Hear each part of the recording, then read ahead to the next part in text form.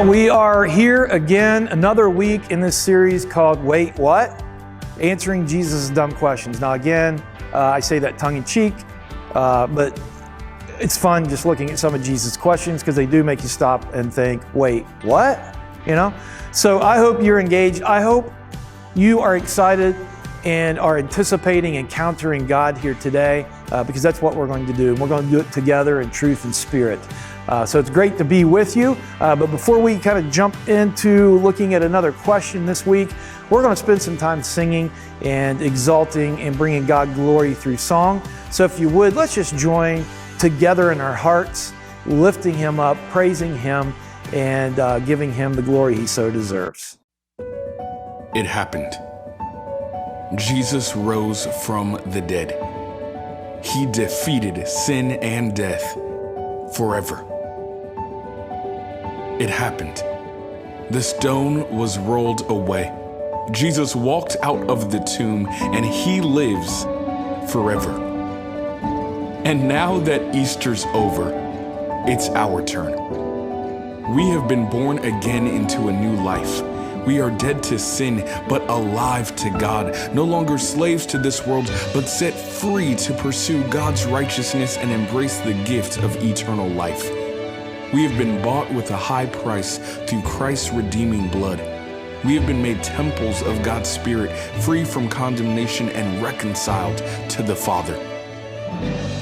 Though we may struggle here on earth, we press forward to our eternal homeland, walking in faith and with confident hope that the one who began this good work will bring it to completion. Jesus rose and the gates of heaven opened, and that victory alone means that nothing can separate us from God's love. This is why we hope. This is why we worship. This is why we give. This is why we go, pray, baptize, teach, and preach. And we'll never have to do this alone, for Jesus will be with us always until the very end. Easter may be over, but for us, it's also just begun.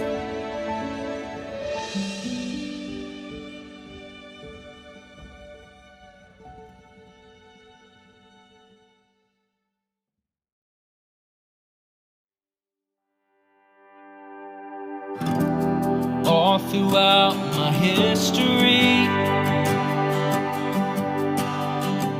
your faithfulness has walked beside me. Winter storms made way for spring.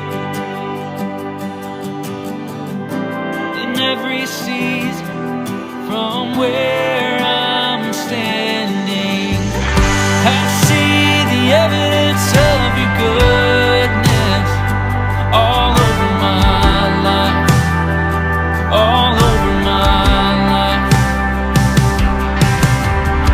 I see your promises and fulfillment all over my life, all over my life. Help me remember when I'm weak. Fear may come, fear will leave. You lead my heart to victory.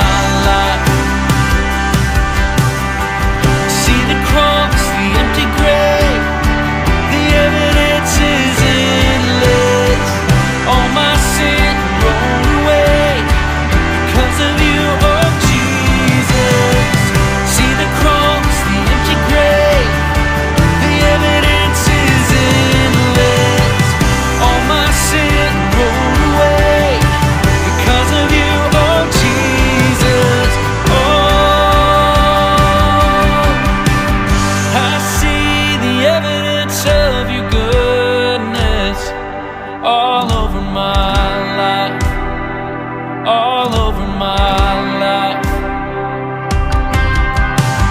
I see your promises and fulfillment all over my life, all over my life.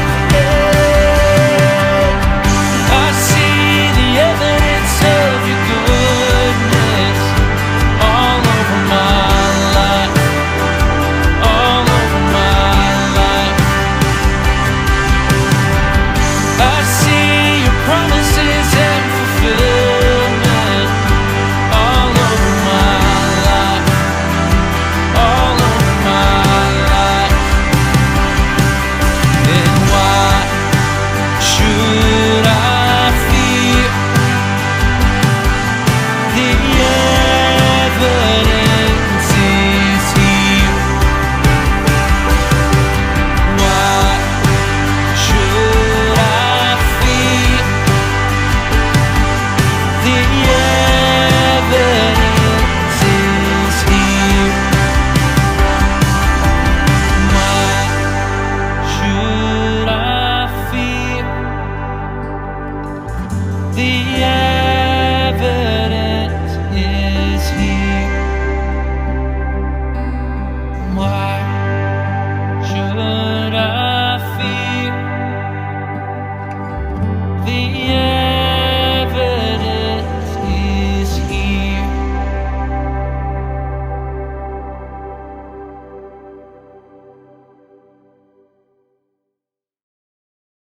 Well, we are in our third week here in our series called Wait, What? And by the way, before we get into it, let me just say this. I hope you had a great Easter. I hope you had a great Easter celebrating our risen Lord and Savior, Jesus. But I hope we do that every day. So every time we get together, it should be that where we're celebrating Jesus and who He is and exalting Him and bringing Him glory. So we are in this third week of a series called Wait, What? And again, if you see the little subtitle, it says Jesus' Dumb Questions. Again, I say that tongue in cheek because sometimes as we look through, by the way, he asked over 100 some questions in the Gospels. But his questions at times from a human perspective can be like, wait, what? What do you, but they do exactly what they're intended to do. They make you kind of stop and think. And sometimes you think, that's an odd question, Jesus. Why would you ask that? So the first week we talked about, his question was, why are you so afraid? And it was when they were in a boat and a storm came and it was a few of the disciples and Jesus was asleep in the stern and they thought the boat was going down. The storm was rocking that boat and it was taking on water and they thought that boat was going down. And so they wake Jesus, they wake him up and get his attention and ask him, do you not care that we're going to die? And Jesus calms the storm, calms the wind, and turns to them and says, why are you so terrified? And again, it's like, wait, what? Are you kidding me? I don't know. The storm's taking us. The boat's going down, Jesus. I don't know. What kind of a question is that?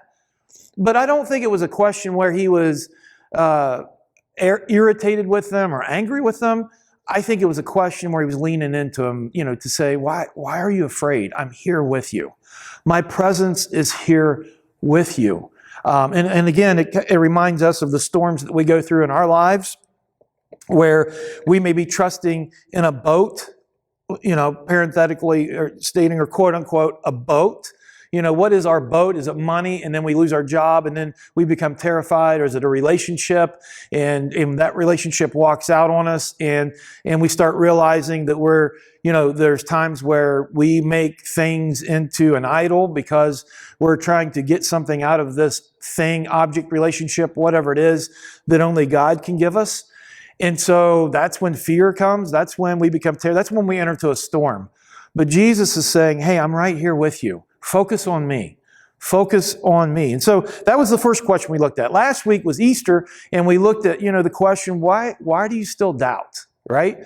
And again, I don't think, Thomas was the guy that we looked at, and I don't think Jesus was angry with him. I think it was more, and it's easy, to read into it but I think it was Jesus leaning into him and saying, Thomas, I'm here. Why are you doubting? You've seen me do all these things. I've risen from the grave. Why are you doubting? Why are you doubting? And Thomas went on to be one of the most fierce individuals to promote the gospel, promote who Jesus was. And so those are two questions, that we're looking at, looking at Jesus' dumb questions, which they're not dumb whatsoever, but they do make us stop and say, wait, what? And today we're going to look at another one.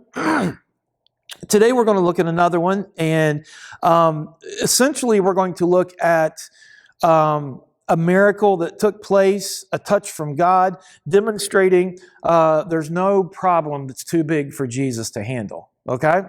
And the question is basically this, do you believe that I can do this? And we're going to look at this in Matthew chapter 9. But as we get into it, let me give you a little context. So Jesus, as we find ourselves in the story, Jesus was teaching at a synagogue, and this person brings this synagogue, a leader comes in and falls at his feet and says, my daughter has died. Can you do something about it? And he's very distraught, right? So Jesus leaves, he goes to this guy's house, and Jesus looks at the girl and he says, and there's people there, probably mourning, crying. People are there, are surrounding, and they're all in grief, right? And so Jesus looks at the girl and he says, well, she's not died. She has not died. She's just asleep, in which they all laugh. But then Jesus touches her and she's alive, okay? A miracle takes place. Now, all of a sudden, this news of who Jesus is spreading, man. It is spreading. This person, Jesus, can do some amazing things. He just raised this girl from the dead, okay? He just gave her life, resuscitated her life. And so the news is spreading. So you can only imagine what's taking place now as Jesus goes, and he's walking with his disciples and he goes from town to town teaching and doing things. You can imagine that people, when they caught news that Jesus was coming into town, maybe if they had some issues going on or some problems, whatever it may be, they would go try to find him because he had the ability to do these miracles. And so that's what's happening. He's going into a town, and as he's going into town, we're going to see that there's two blind men. They caught wind that he was coming into town, and so they were blind, and they wanted to reach out and see if Jesus could heal them. So if we would look to Matthew chapter 9, and we're going to look at verses 27 through 30 to start with, this is our story. It says, as Jesus went on from there, meaning as he went on from healing the blind girl, two blind men followed him, calling out, have mercy on us, Son of David. When Jesus had gone indoors, so he kind of passed by them, even though they were screaming out. When Jesus had gone indoors, the blind men came to him and asked them, the blind men came to him and he asked them, do you believe, and here's the question, do you believe that I am able to do this? That's the question he's proposing. Yes, Lord, they replied. Then he touched their eyes and said, according to your faith, let it be done to you. And their sight was restored. It's amazing. Amazing story, right? So as he is going into this town, he kind of passes by these blind men that are calling out. Now, when it says they're calling out, in the Greek, the better translation of that calling out is this animalistic cry, this animalistic yell, okay? It's a desperate yell. They're blind, they can't see, but the one thing that they believe is that Jesus could restore their sight. Okay? And so Jesus walks by them and he turns to them, goes inside, they come in behind him, and Jesus turns and basically, and again asks the question, do you believe that I can do this? Do you believe that I can heal you? Do you believe that I can restore your sight? Okay? In which they reply, yes. And Jesus says, according to your faith, let it be done, and their sight is restored. Now, again, they're crying out. I remember one time, I've never been blind or anything like that, but I remember one time, this is back, I don't know how you guys are. I don't know if you guys, men out there, guys, even women, I don't know if you had the ability to work with your mom or dad, whatever, like do things with them, work together. As a kid, my dad and I, we would try to work together, but somehow we would always get on each other's nerves about something, right? So I remember one time, I'm like, okay, Dad and I we're going to have a bonding moment, okay? And I'm in high school. I've got a Volkswagen Rabbit, and it had a gas filter on it that I thought needed changed. And so I have this book, this book, and that tells you how to do it step by step. So I get my tools and the gas filter and everything. And I'm like, here, Dad, I want you to take the book and you just kind of walk me through this step by step. And so he's like, okay, we can do this together. So I get my tools, I get my wrenches, and he tells me, I knew where the gas filter was at, but he says, you got to loosen this nut and this nut. So I'm out there and I start cranking on it. And as soon as I kind of break the tension of that nut, gas flies into my eye, which I'm like, oh man, I'm like, it's burning my eyes like crazy. So I get kind of cleaned up and everything, and I'm like, man, so then I go back out there and, I attempt to do it again, and I get squirted again. And I'm like, what is, so I'm like, just beside myself, kind of screaming, not really screaming, but have this animalistic cry in a sense, of desperation or whatever. So I get cleaned up, and my dad goes, see, this is why we can never work together. And I'm like, I just got shot in the eyes with gas. They're burning, okay? They were burning. I had contacts, and I'm like, man, they're burning my eyes, So in which I grab the book from him, and I start looking at it, and the first thing it says is this: loosen the gas cap, to which then we'll take the pressure off the gas line. And I'm like, thanks, man. This is great. Thank you, right? So he's blaming me because this is why we can't work together, because you always get upset. Well, yeah, because I've got gas that just shot my eyes, right? So I can't relate whatsoever with these guys, but in a sense I kind of can, because that gas road. But here's the deal. These guys were crying out, man. They were crying out of desperation. They had hope and they had faith that if they could come in contact with Jesus, that Jesus could heal them. And what's really interesting in this story, it has nothing to do with how much money they have. It has nothing to do with their status. It has nothing to do with how they looked. It has nothing to do with the way they were dressed, their income. It has everything to do with one thing and one thing only, and that was their faith. They had faith that Jesus could heal them. That's what I think is so encouraging in this, that it's our faith. Do we have the faith that Jesus can answer whatever problem we may be experiencing? Whatever it is that we may be going through, whatever it is that we may be facing, and we know that we do not have the abilities to fix this. We know that we do not have the skill set. We know that we don't have anything. We don't have the knowledge. We don't have the intellect. We are facing something that we can absolutely not fix. It is completely out of our control. But do we have the faith? Do we have the faith that Jesus can fix this? Whatever it is that we're experiencing. And what's really interesting here, one of the biggest enemies of the faith, of having faith, of Jesus answering our prayers and meeting our needs and stepping in and dealing with whatever it is, whatever it is that we're experiencing, there's the one enemy of that faith is this: we can either accept it the way it is, we can either accept the way it is, or we can believe that it could be something different. We have the faith that it could be something different. We have the faith that you know what? This doesn't have to be this way. It doesn't have to be this way. And Jesus is the one that can fix it. Jesus is the one that can deal with it. Jesus is the one that can help me through this. And so whatever it is we may be struggling with, whatever it is, a relationship, an individual, finances, our health, whatever it is, do we have the faith? Are we just going to accept the way it is? Like if these blind guys would have just said, you know what, that's just the way it is. And in those days, people believed that if you were blind or you had some physical ailment or something like that, then you did something to deserve that. You committed a sin, or your parents did. Okay, so that's what they believed. So at some point they could have just said, you know what, this is my lot in life. This is what it is. But that's not what they believed. They believed that if they could get Jesus' attention, that Jesus would have the power, or has the power, to heal them and restore their sight.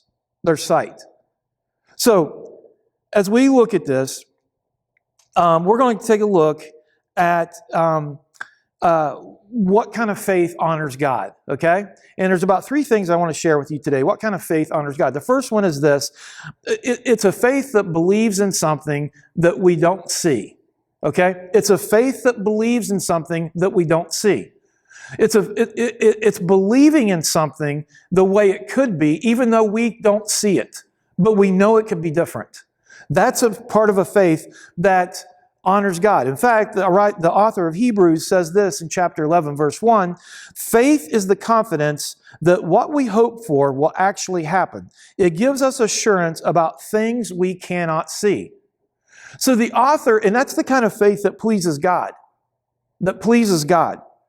God, it's the faith that says, I believe in God. I believe that Jesus can do this, even though we believe that. We have assurance. We know that Jesus can do it.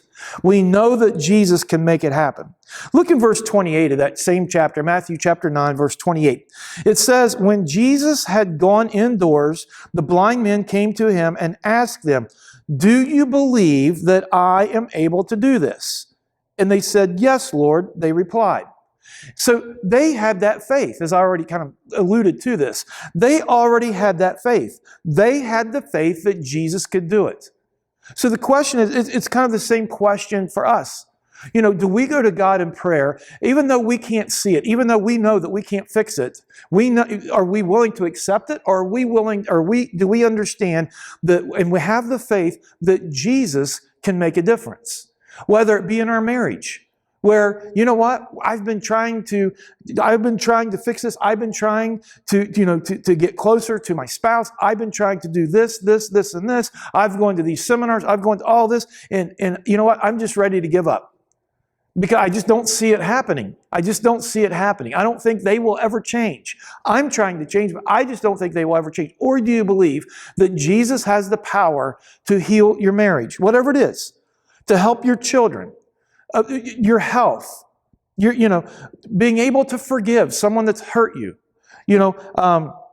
healing from the past, being able to conceive a child. I remember my wife and I, and I've shared this story with you, I'm sure, many times, but we were in our 40s and we had been trying to get pregnant, and I've joked around saying that I think it was God's protection to mankind that I couldn't reproduce myself, right?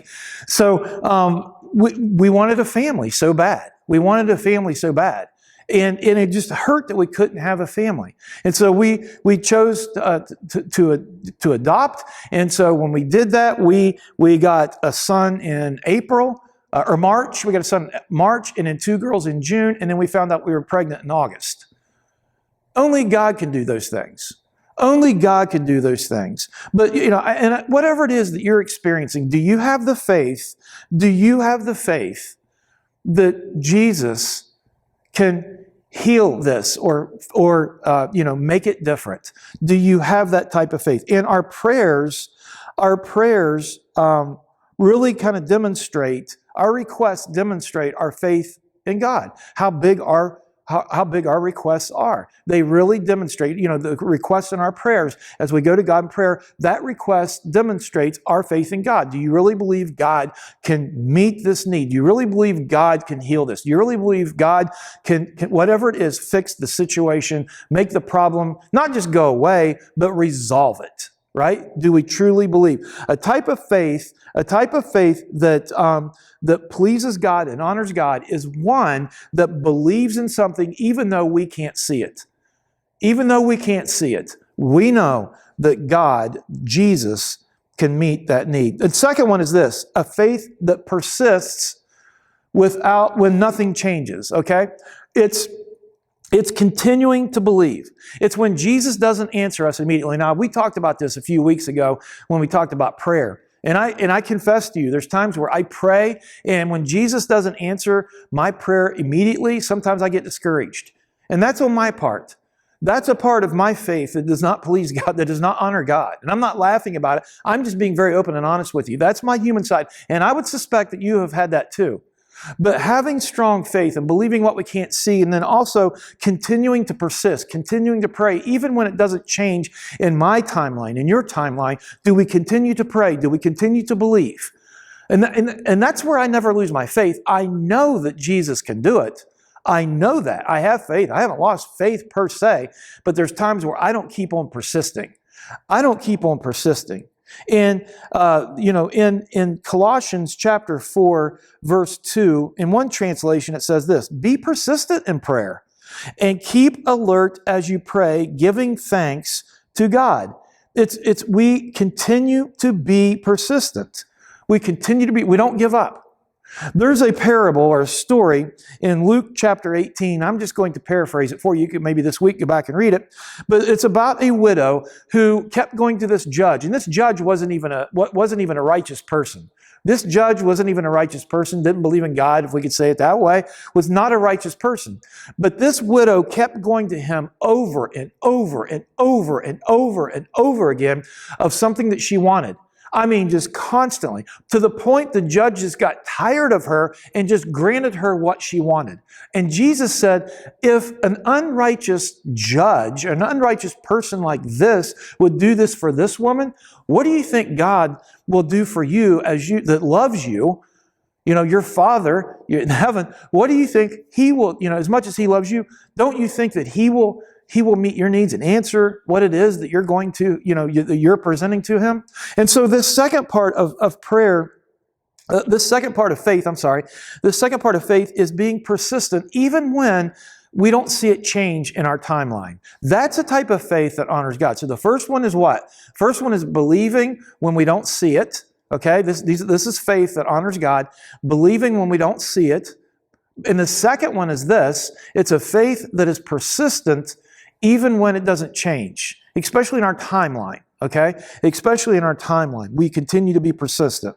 And then the last one I want to share with you today is this, is faith that works even when it doesn't make sense. I think that's what faith is a lot of times, right? There's some things that just doesn't make sense, but we have the faith. We believe, right? We believe. And there's a difference between hope and faith. Hope we could define as a desire, but faith is demonstrating. Faith is taking steps, right? Hope is where I could look at a chair and say, I hope that might hold my weight, but I'm not going to sit in it because I don't know if it will or if it won't. I hope it would, but faith would be, I know that chair will hold me and I'm going to demonstrate it and I'm going to sit down in it. That's the difference between hope and faith. It's kind of like, when Abraham offered Isaac. He knew that he believed that God was going to provide another way, but he demonstrated his faith. He acted upon what God was telling him to do. He acted upon that, and he was going to offer his son. And he believed that God would spare him somehow, some way, which God did.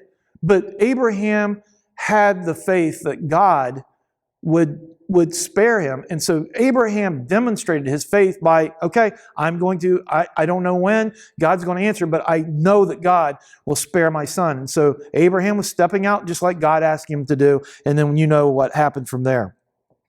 In fact, James, the half-brother of Jesus, writes this in his letter in chapter 2, verse 22.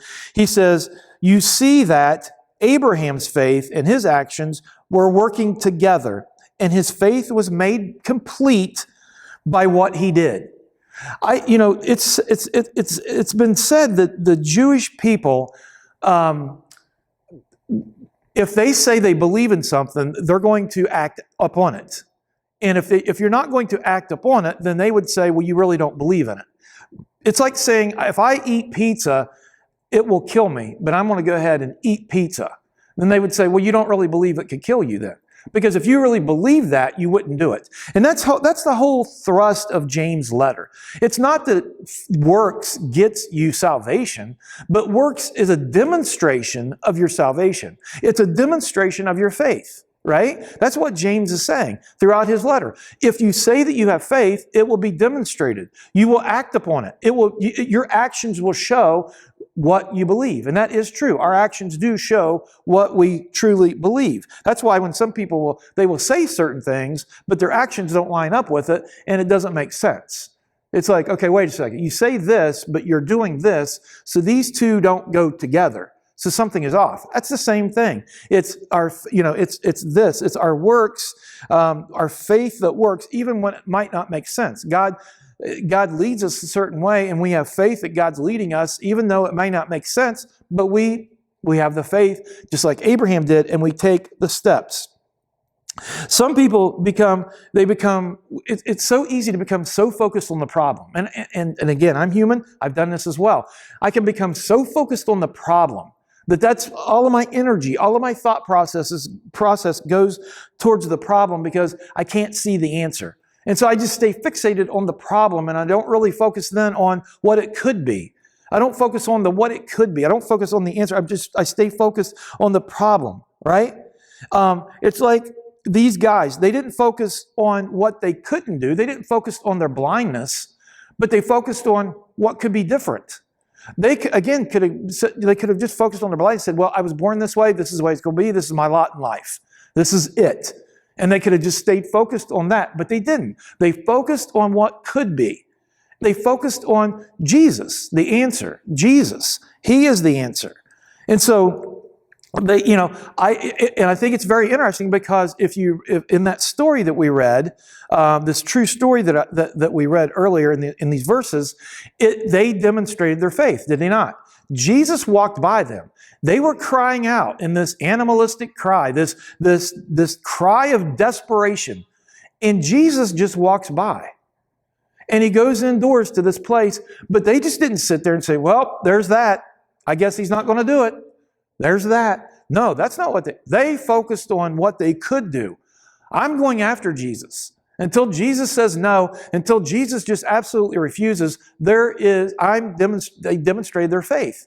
I believe that Jesus can heal me, and they went after Him. What is it in your life that you could be focusing on that it's just like, I guess this is it, instead of focusing on Jesus helping you or what Jesus can do. Jesus coming in. We're like our faith, taking a step out in faith and trusting Him, knowing that He is going to lead us, knowing that He is the one that can answer the problem. Again, demonstrating our faith and acting upon our faith, whatever it could be, whatever it is in your life, whatever it is, what is it that kind of, compels you or whatever, and it's so big. But even though you may not be able to address the whole thing, but you're willing to take some steps. You're willing to do your part. You're willing to take steps because you have the faith that Jesus is with you and He is going to help you accomplish whatever that is. So again, this is, this question that Jesus asked is a pretty significant question, right? Do you believe that I can do this? That's a question for you and I for this week. Do you believe that He can do this, whatever it is? Whatever it is that you may be struggling with, whatever it is, that mountain that you're facing within your life. I've got one right now. I've got a couple. But whatever it is, do you truly believe that Jesus can fix that? And if so, are you willing to take a step out in faith? Are you willing to take a step out in faith? Take Noah, for instance. It didn't rain for 120 years while he's building this ark, but he took a step in faith because he believed that's what God was calling him, and he had the faith. Abraham and Sarah even praying for a child, right? And they had a child when they were almost 100 years old, right? Again, time and time again, we read about people that had faith and demonstrated their faith throughout the Scriptures.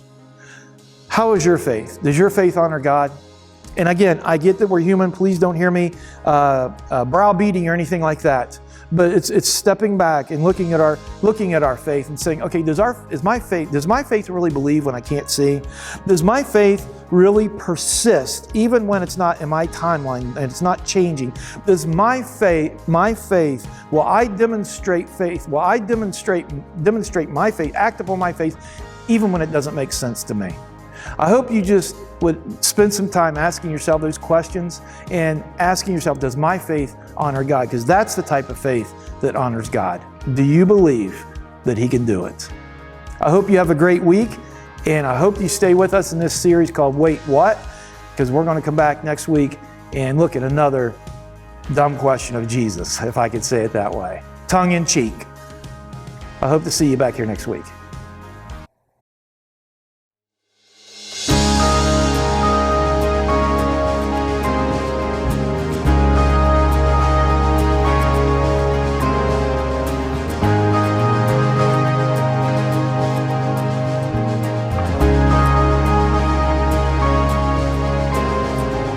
Just one word, you calm the storm that surrounds me. Just one word, the darkness has to retreat. Just one touch, I feel the presence of heaven. Just one touch, my eyes were open to see. My heart can't help but believe. There's nothing that our God can't do. There's not a mountain that He can move. Oh, praise the name that makes a way. There's nothing that our God can't do. And just one word, you heal what's broken inside me. And just one word, and you revive every dream. Just one touch, I feel the power of heaven. Just one touch, my eyes were open to see. My heart can't help but believe. There's nothing that our God can't do. There's not a mountain that He can't move.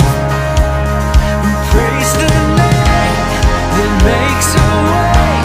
There's nothing that our God can't do. There's nothing that our God can't do. There's not a prison wall He can't break through. We praise the name that makes a way. There's nothing that our God can't do.